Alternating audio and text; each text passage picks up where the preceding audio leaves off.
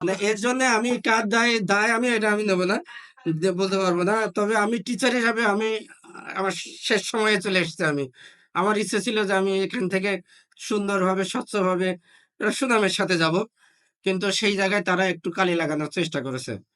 এখন তারপরে থেকে যে অফিসিয়াল যে বিষয়গুলা তারা সুষ্ঠু তদন্তের মাধ্যমে, আলোচনার মাধ্যমে, খোঁজখবরের মাধ্যমে যে নিয়ম অনুযায়ী যে কমিটি দেওয়ার দরকার, এটা সম্পূর্ণ শিক্ষা বোর্ড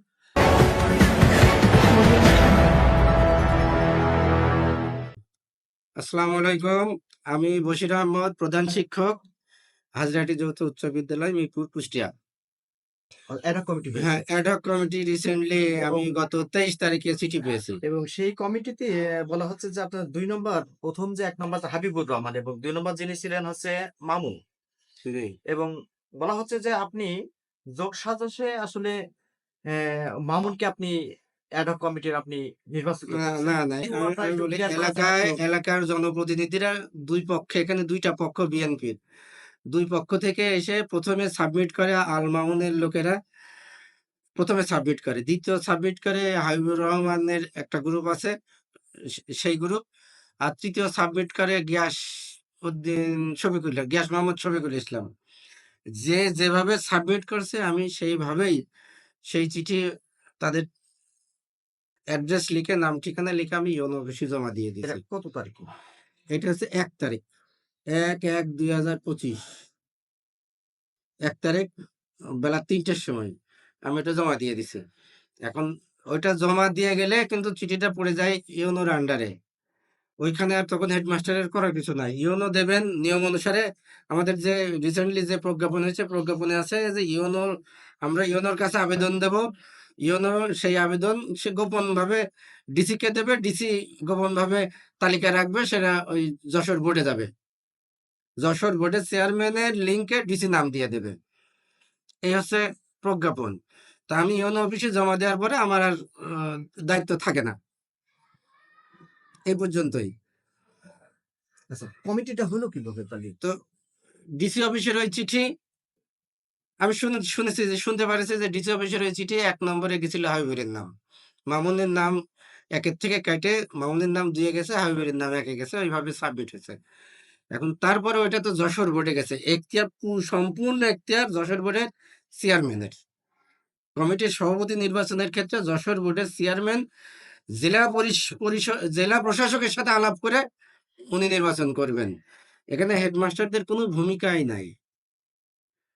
আচ্ছা, তো তাহলে আপনার বিরুদ্ধে যে অভিযোগটা আছে আসলে এখন এই এই অভিযোগ, ঘটনাটা কি হ্যাঁ, আপনি এই কিভাবে খণ্ডন অভিযোগ করবেন? কিছু স্বার্থন্বেষী সাংবাদিক, তাদের আমি কি জানি তারা কোন ভাবে নিউজ করে আমি জানি না। স্বার্থন্বেষী বলবো এই জন্যই যে যেহেতু আমার এখানে পুরা তদন্ত করে আমি সমস্ত পেপার তাদের দেখাইছি।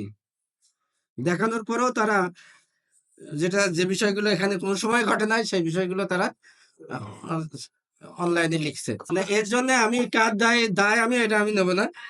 বলতে পারবো না। তবে আমি টিচার হিসাবে আমার শেষ সময়ে চলে এসেছি আমি। আমার ইচ্ছে ছিল যে আমি এখান থেকে সুন্দরভাবে স্বচ্ছভাবে সুনামের সাথে যাব। কিন্তু সেই জায়গায় তারা একটু কালি লাগানোর চেষ্টা করেছে। সমস্ত প্রমাণ আমি দেখানো সত্ত্বেও। তো এটা আমি আসলেই দুঃখিত। আমি আসলে খুবই দুঃখিত এবং মর্মাহত তাদের এই ধরনের ফলস লেখার জন্যে। যেটা আমার সম্মানে লেগেছে। আমার নাম আব্দুল্লাহ আল মামুন।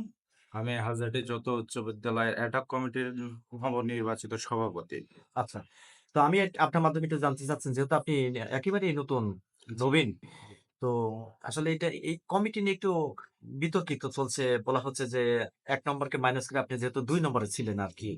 তো আসলে যেহেতু আপনি নির্বাচিত হয়েছেন আরকি জি। একদম যশোর বোর্ড থেকে আরকি। আসলে এই বিষয়টা একটু ক্লিয়ার বলতেন আরকি। না, এটা আসলে যেটা নিয়ম অনুযায়ী হয়েছে। আমরা এখানে সাবমিট করেছি স্কুলে হেড স্যারের কাছে। হেড স্যার তার নিয়ম অনুযায়ী ইওনো অফিসে মানে এটা জমা দিয়েছে। এখন তারপরে থেকে যে অফিসিয়াল যে বিষয়গুলা তারা সুষ্ঠু তদন্তের মাধ্যমে, আলোচনার মাধ্যমে, খোঁজখবরের মাধ্যমে যে নিয়ম অনুযায়ী যে কমিটি দেওয়ার দরকার, এটা সম্পূর্ণ শিক্ষা বোর্ড এবং ইওনো এবং জেলা প্রশাসকের আলোচনা সাপেক্ষে তারা যেটা ভালো মনে করেছেন, সেটা তারা করেছেন এবং সে নামটাই বা সভাপতি নির্বাচন করেছেন। এটা উনাদের সিদ্ধান্তে আমি হয়েছি। এখানে মানে তারা যেটা ভালো মনে করছেন সেটাই হয়েছে আর কি।